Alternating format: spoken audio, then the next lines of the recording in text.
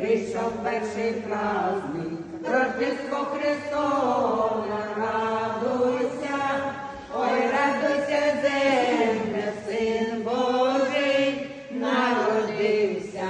Сегодня отмечаем день рождения Христа. В этот день мы всем желаем только мира и добра, ведь Христос нас направляет лишь на добрые дела. Родился Христос, скорей поспешайте, младенца встречайте, нового рожденного.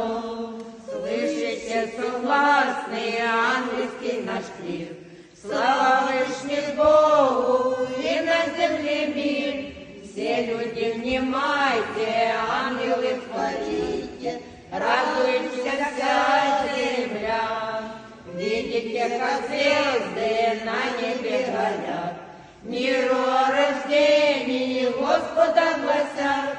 Весь мир освещают, над нами сияют, радуются небеса. Пастушки в пещеру раньше всех пришли, в яслях на соломке Господа нашли. Стояли, рыдали, Бога прославляли, и Марию, Матерь Его. А Господь, увидев ясную звезду, пришли поклониться Богу и Царю. Богу поклон дали, дары даровали, смирно золотое вам. Молимся, молимся, спаси пред Тобой. Мы все люди грешные, Ты один святой.